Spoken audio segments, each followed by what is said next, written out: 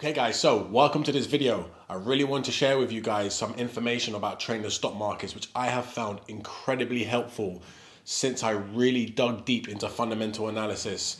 Because for a long time before, when I was trying to trade the stock markets, and I'm talking about the S&P 500 or the German stock market, the DAX or the European stock markets, I was always trying to trade technical analysis. I never quite understood what was driving the markets until I really started to pay attention to Bloomberg TV, listening to all the investment bankers or the hedge fund managers and reading articles and realizing they was all talking about something called leading economic indicators. And I was thinking, what the hell is leading economic indicators?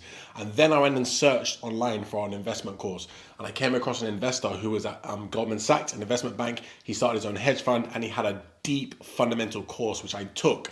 And then I was like, wow, I was blown away by the depth of knowledge that professional investors are using, but not just the professional investors. When I was reading the central banks and their statements, they was always mentioning these data points that they was looking at every month to understand where the economy is going. And investors were also monitoring this data to know how to buy and sell the stock markets at the right time.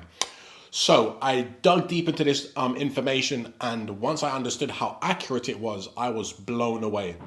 And simply, guys, leading economic indicators is economic data which predicts what's going to happen in the economy. So there's three surveys. You have a manufacturing survey, a services survey, and a consumer sentiment survey. And remember, in an economy, there's only two types of businesses. You can either manufacture a good or you can sell a service, okay? And these two surveys, the manufacturing and services PMI, come out once a month, and they're literally telling investors what are the earnings expectations for businesses that are either selling a manufactured good or a service. And then there's another economic data release called consumer sentiment, which is basically the confidence of consumers. And if you think about it, if consumers are confident, they spend a lot of money, and that helps drive the earnings of businesses. If they're not that confident, they withdraw spending, and that causes company earnings to go down. And I learned in depth from this ex-investment banker and hedge fund manager how this data accurately predicts the stock market with an 85% certainty, okay? And I've been using this data myself, and it's literally transformed my trading. And I did a webinar with all of my members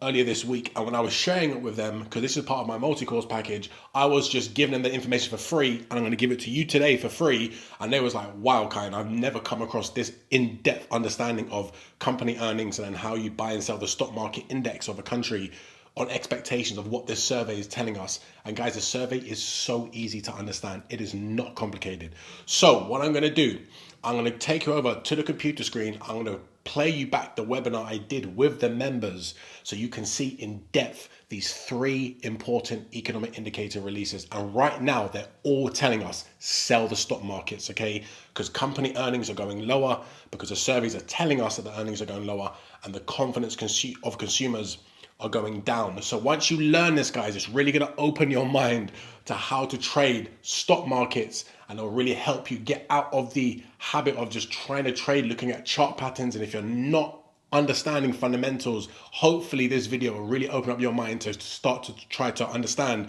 and learn what investors are following every month, because it's the economic data at the end of the day which is driving the markets. Okay, guys?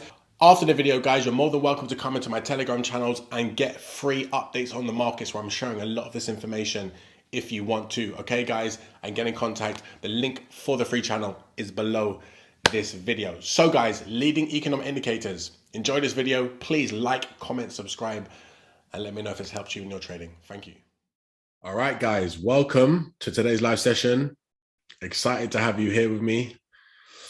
All right, guys, it's good. So in today's live session, I'm really going to educate you guys on why we should now just continue to sell the stock markets. And I'm actually going to give you the most important piece of economic data that investment banks use, hedge fund managers use, professional money managers use to know when to buy the stock markets back. And essentially what we're going to do is, in this live session, I'm going to teach you how to know when stocks are going to likely rebound. So what we can do is we can keep selling the stock markets until that rebound happens. And then we can also sell the cryptocurrencies, which move literally in exactly the same time as stock markets, so that we can profit from the crypto drop. We can profit from the stock market drop. And then we can look at one piece of economic data to know when to buy back the stock market, buy back the crypto markets, and we can make money on the way back, on the way down, and we can make money on the way back up. Now, that is what you call being a professional trader. Now, this is all based on macroeconomic data. Okay, so I'm going to explain to you this data. Okay, this will take about 5 minutes, 10 minutes. Once you get the data, it's going to make sense in your mind, and then you're going to know what to look out for, and then we can make money in these markets continuously throughout this recession, which I'm so excited with you guys about, because recessions are where a lot of people get very, very wealthy. And I want to make sure that you guys understand how to take advantage of these market moves as they materialize. Okay, so here, guys, we have the S&P 500 stock market. Look, we're clearly in a downtrend now because interest rates are going up aggressively to fight off this inflation. We look at the stock markets in Europe, okay, clearly in a downtrend. Exactly the same reason, high inflation. Central banks are trying to get this inflation down. We can look at the German stock market as an example. Same situation. Okay, look, a nasty sell-off at the moment, and we'll be making money off all three of these stock markets in 2022. And I want to continue to make money off these stock markets into the end of this year and into next year. Okay. And then at the same time, if we look at Ethereum, as you guys know, cryptocurrencies are sinking in value. Okay. Look, big, nasty sell-offs in cryptocurrency. We're talking about cryptos already down this year, 70%. Bitcoin, for an example, exactly the same. Big, nasty sell-offs in Ethereum and Bitcoin. So what I'm going to show you guys is this. We need to know, how do I know when the stock market is likely to rebound? How do I know when the central banks are going to stop raising interest rates? And I'm going to give you a piece of economic data for you to know to look out for. And that's all we need to pay attention to. Okay. So if I just paint the picture for you, what's going on right now in Europe, inflation is at 9%. A central bank has a 2% target. In the United States, inflation is at 8%. And central banks have a 2% target. So they've got to bring inflation back down to 2%. Otherwise, people are losing the value of their money to prices going up. And that can cause a lot of problems because people can't afford to buy stuff. If people can't afford to even pay their energy bills right now, we're going to have a big economic collapse. Okay. So the central banks are raising rates to try to bring this down. But when central banks raise interest rates, this is not good for stocks. Okay. Because if you just think about it, if everyone's mortgage payments go up, everyone's credit card payments go up, everyone's student debt payments go up, everyone's car loan payments go up, businesses who borrowed money have to pay more interest.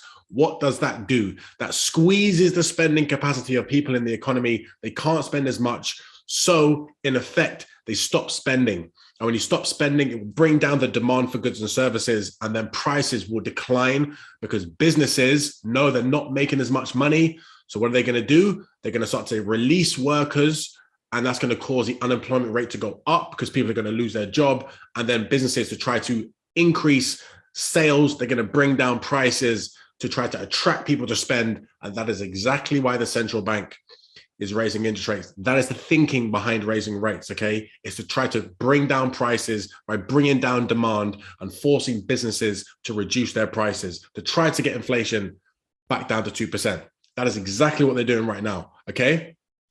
So in the United States, the central bank in the United States is saying to the markets, we are waiting for core inflation, which strips out food and energy, to come down back towards 2%. And until this core inflation goes back down to 2%, we're going to keep interest rates higher for longer, okay? And that's why markets are expecting interest rates in the US to go to 4.5% by next year.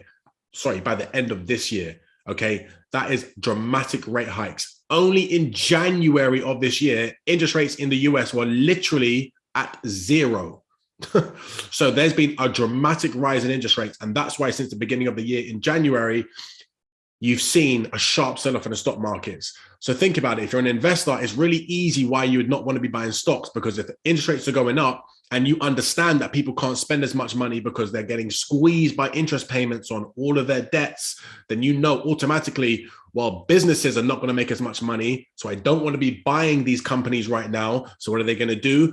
When the stock market at the beginning of the year was at all-time highs in history, look, the stock market in the US is at the highest point in history. Soon as the Fed signaled rates are going up aggressively to bring down this inflation, that's when the stock market started to sell off, because investors are pulling their money out of the stocks, understanding the earnings of these companies are not going to be going up. And the only way a stock keeps climbing is if earnings of businesses can keep going higher. So a business can keep making more profit than last year. As long as their earnings are growing, the stock always climbs higher. So the S&P 500 is the 500 biggest stocks in the United States. So the 500 biggest companies, okay? And when you're buying the S&P 500, it's a really safe bet because you're basically betting on all 500 companies to make a profit. And they're the biggest corporations in America. So they are very good at making money, okay? And if investors know that all 500 companies are going to be suffering from higher interest rates, then you already know what's going to happen. The stock markets are going to decline. That's exactly what's happening in the United States. That's exactly what's happening in the European stock markets, with the European stock market here. And then as I showed you, the German stock market also doing the exact same thing. So for us to understand when for us to know when to keep selling stocks and to keep our bias towards profiting from stocks going lower, it's really simple. Until core inflation in Europe, the United States starts to come lower, we are committed to selling the stock markets. Because if you can understand what's going on right now, especially in Europe, energy prices are extremely high. People cannot afford to pay their energy bills. And on top of energy bills being expensive, now interest rates are going up. So consumers literally are going to be so poor that stocks only have one way to go, down. And that's why stock markets right now are being sold aggressively. That's why the S&P 500 is falling in the US because of interest rate hikes, but especially in Europe. Europe's in a very precarious situation because central banks are going to find it difficult to bring down inflation because, to be honest with you, inflation is being caused by the energy crisis that Russia is on purpose giving Europe as a problem because they're trying to punish Europe for punishing Russia for invading Ukraine. So all we have to do is keep an eye on the inflation data until this inflation here in the United States starts to come lower towards 2%. And at the moment, it's going up. Look, the inflation number in the US is not going down, it's going up. And this is why the markets are saying this Federal Reserve is going to cause a recession. And the Fed is literally telling the markets, we can't get inflation down. It's too sticky. We need to get core inflation back towards 2%. And once that starts to drop towards 2%, then markets will pivot towards believing that interest rates will go lower. It's at that expectation when we know interest rates are going to go down, that's when the markets take off. Because what's going to happen? Everyone's mortgage payments go down. Everyone's car loan payments go down. Everyone's student debt payments go down. Everyone's business loans go down. So now money is easily available because interest rates are cheap. So borrowing money is cheap. And then everyone's spending can increase because they have more money available at the end of each month because the interest payments go down. So what's going to happen? Companies are going to start earning money again. So what are investors going to do? They're going to buy the stock markets back. Okay. So number one, we have to wait for the core inflation number here, which comes out once a month. We have to wait for this to drop back towards 2%. If it consistently comes down to 2%, that's when the markets are going to pivot towards buying stocks. But the Federal Reserve has released its forecast and it says that inflation is not going to get to 2% until 2025. That's another 2 years. And they're saying to the markets, we're going to keep interest rates at this point here, 4.5%, until that core inflation starts coming lower. So essentially, we need to wait for this number to start to go back towards 2%. And then once the markets once you start to see investors talking about interest rate cuts, that is when you know the stock markets are going to recover. Okay. That's number one. Inflation data is key. Okay. For the United States and for Europe, we need to see this inflation number coming lower, back towards 2%. Now there's an economic data release that comes out once a month. And now this is a strategy, which this is for course members that I teach people on my course, but I'm going to give it to you because it's so important for you guys to understand. There is a report that comes out once a month. It's called Manufacturing PMI. And there's another report called Services PMI. And then there's another survey called Consumer Confidence. These are the three biggest economic data releases. All you need to keep your eyes on is these three data. The reason why is because if you can understand this, guys, there's two types of companies in an economy. You either manufacture a good and you sell it, or you provide a service. So when you're on my Zoom call today, I run a service. I provide a service to investors who want to learn how to trade. That's my service. If you are selling iPhones, then you're a manufacturer like Apple. They're manufacturing phones and they're selling them. So this survey, the manufacturing PMI is a survey that asks the biggest manufacturing companies in Europe, when we're looking at this European survey, what are the earnings of your businesses in the manufacturing sector looking like over the next 6 to 12 months? And this survey comes out every single month, once a month. And the survey basically is the guide that investors use to know whether they should be buying manufacturing stocks or not, okay? And manufacturing makes up 25% of all of European businesses, and 75% of European businesses provide a service. And then you have a survey for service-based businesses. And these surveys are used to predict what's going to happen in the stock markets, because these surveys are telling investors whether they should buy the company's stocks now or maybe sell the company stocks now based on what the survey is predicting the company's earnings are going to be moving forward. So these surveys, when you read it in detail, literally say for all these manufacturing companies, they write statements and they say, our earnings are increasing. Okay. And if they're telling the markets our earnings are increasing, the markets just know immediately buy manufacturing stocks because the survey is telling them to. Okay. And earnings of businesses are released every 3 months. So there's 4 reports in a year that when companies release their earnings, for the first 3 months of the year, January, February, March, they calculate how much they've made in profit and they release that data in April, the first week of April. And that's why GDP data, and GDP is just the total value of all the earnings of companies, is released to the markets. And then the government has all the statistics for how much every company's made, and they add it all up, and then they release a GDP report every quarter, every 3 months. The government does and says, our economy has grown by this much because the earnings of businesses have been released for the first 3 months. They do the same thing after the second 3 months of the year. So now 6 months of the year, they do it for the third 3 months of the year. So the total of 9 months and then 12 months. So every 3 months, GDP data is released, and GDP data is just the earnings that companies are reporting. That is why this manufacturing report and the services report comes out every month. And the report is, how you understand the report is, if the report is above the level of 50 and growing, that means the manufacturing sector is going through growth. Growth equals positive earnings. That is a signal to buy the stock market. If the report is below the level of 50 and contracting, that means the earnings of companies are turning negative. That is a sign to sell the stock markets. Okay. And this is what the survey is highlighted in blue. So you see blue line, the blue column here, below 50 is contraction earnings. The blue line above 50 is growth in earnings. And then the red line here is GDP data as a percentage on the right-hand side. So look at this now, and I'm going to show you how you know what's happening in the stock markets. Between 2016 and 2018, the survey was above 50 in Europe and growing. So can you see here, the report is 50 and above. And look, the blue line is getting stronger and stronger and stronger over a 2-year period, meaning that the survey was telling investors our earnings are getting better. Our earnings are expected to keep growing, keep growing, keep growing. And then every 3 months, they release those earnings. And look what happens. GDP comes out positive, positive, positive. So the economy is growing and the earnings of companies are growing as the survey is predicting every 3 months. Okay. And what happens in the manufacturing sector is also happening in the services sector. Look, 2016 to 2018, the services PMI report is also predicting growth in the earnings of businesses that are producing services. And then look, GDP, which is the same data that we're looking at here, is coming out positive.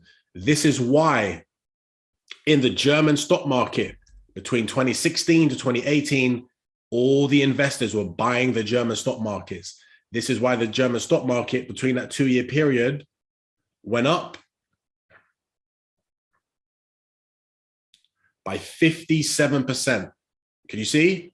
Look, 55, 57% return on the stock markets, because the 2 surveys are telling investors the earnings of manufacturing companies and service companies are going up. So what are investors doing? Licking their lips and going in the stock markets and buying the stock markets. It's an easy trade. That's all you need to do. You look at the surveys, and the surveys are telling you growth in manufacturing, growth in services, perfect, okay? So that's what investors are using. And then there's a third survey, consumer confidence. How do businesses make money? Business can only make money if people are spending money. When do people spend money? If they feel what? Confident. So there's a survey that predicts the confidence of consumers. And this survey comes out again every single month. And then what you do is you can see here when the survey is at certain levels, that GDP data highlighted in red again follows the confidence of consumers. So can you see here, anything above 15 in the consumer confidence reading, we get positive levels of GDP, which is what? Positive earnings, right? And look, when the consumers get less confident and it goes below the level of minus 15, what happens to GDP? It contracts. Can you see how the two are literally moving with each other? So again, this survey is a leading indicator to tell you what's going to be happening with the manufacturing and the service earnings of businesses, because if consumers are not confident, businesses don't earn money. Simple. 2016 to 2018, what was the survey doing? Look, guys, growing. Can you see how the survey was going from around minus 10 and then went up all the way to minus 5? So it went higher and higher and higher, even more positive. So you had the three surveys telling investors buy the stock markets. German stock market up 55%. The European stock market during that same period up 36%. So the surveys were giving you the green light. But then why did between 2018 to 2020, why did the stock market suddenly only go up 4% in Europe? And then why did the German stock market over the next 2 years only go up 3%? Because the survey was telling investors that earnings had peaked and now the economy was slowing down. And I want to show you. So you see over here, guys, on the services PMI, what happened? On the services PMI, look, the manufacturing data then started to decline. It was still above 50, indicating growth, but the growth was slowing because look, the report was at 60 and then it was going to 58, 54, 55, 53, 52, 51, telling you the earnings of companies are decreasing because the survey is literally being calculated by the responses by purchasing managers. So whatever happened in the economy, the service-based businesses as well, look, at the same time declining, and the manufacturing companies were literally telling the markets, they were saying, man, our earnings are not going to be growing as much for whatever reason. They all were singing the same message, okay, to the markets. Investors automatically knew the earnings are not growing anymore. And then look what happened to GDP, which is what? The earnings of businesses. Look what happened to GDP. As the manufacturing reports started getting less and less positive, GDP started to decline. You see? The services data was saying the same, and GDP started to decline. And the confidence of consumers, look, 2018, 2020, started to decline. You see that? That's why the stock markets was then flat. But remember, it was still above 50, which is growth territory. But when the surveys are growing above 50, that's the buy signal. But if they're contracting from a high peak of 50, that's not when you're buying stocks. You need to be wary of that to know that the earnings are contracting. And remember, investors only buy stocks as long as the earnings are growing. And then what happened in 2020 in COVID? Well, we know what happened. The manufacturing sector went through contraction. Look, it went below the level of 50, and then we got negative prints of GDP, which is what? Negative earnings. The same thing happened in the services sector, below 50 and contracting, negative earnings. Same thing happened in the consumer sentiment sector, negative earnings for businesses. Stock markets plummeted straight away. 50% drop in the German stock market. Straight away, a big drop in the European stock markets, down 40%. You see, the surveys literally tell you what happens. And then you can see over here, the same thing happened in 2008 in the financial crash. Look, the surveys went very negative, GDP contracted. The same thing happened in the services sector in 2008 over here, GDP contracted. The manufacturing GDP contracted when the manufacturing data went negative. And as we know, in 2008, big sell-off in stock markets. So these surveys are literally what investors use to know what to do in the stock markets. And look at the drop in 2008 in the stock markets.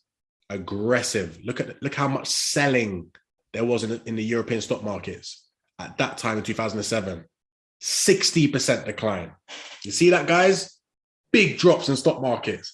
So these surveys I'm showing you, this is not just what amateurs know. These surveys are what hedge funds use, money managers use, governments watch these surveys, central banks watch these surveys because they talk about it all the time in their press conferences, because these are the indicators that central banks have to watch also to know what to do with interest rates to try to cause the economy to either grow if there's slow growth or maybe slow down if inflation is too high, okay?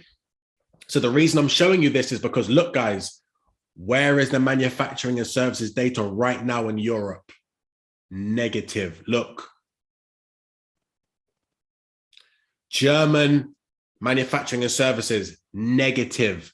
The European services, negative. Look at consumer sentiment in Europe. It is predicting a -5 level of GDP. The European economy on average grows at 1.5%. This data goes back to 1995. You can add up all of the GDP data that comes out every 3 months. And if you divide it by the total amount of data, 1.5% is the average GDP growth in Europe. The survey for consumer sentiment is pointing towards -5%. So if consumers are this pessimistic and this scared about their future, what's going to happen to the earnings of businesses? As we already looked at, it's going to contract. Businesses are going to earn less money, guaranteed, because you have to have consumers feeling confident for businesses to earn money. So right now, guys, we are committed to selling the German stock market and the European stock market. We keep selling these stock markets and we keep selling the German stock market until the consumer confidence starts to recover. Number one, because that's key. Without consumers getting confident, stock markets are not going to recover because the earnings of companies are not going to get better. So look, right now, the consumer sentiment is very pessimistic. So until this data starts to lift higher, and until the services data in Europe improves, until the manufacturing data in Europe improves, and it's exactly the same for the United States, because if I show the manufacturing data in the US, look what happens, guys. It leads GDP. Services PMI are exactly the same, predicts GDP. That's what we have to look out for. And then consumer sentiment in the United States, which is consumer confidence, look, it leads GDP. So that's what we're going to look out for. When does that data turn positive and when does that data signal to buy? And I'm actually now going to show you 2 times in the last 3 recessions when the manufacturing data predicted the growth was coming back. Now watch this. Let's go to the S&P 500.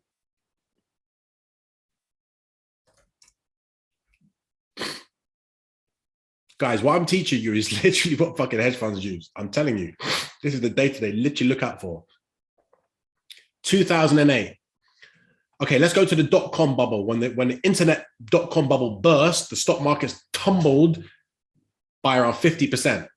The stock market started to rise in March the 17th, 2003. Look, that's when the stock market started to rise.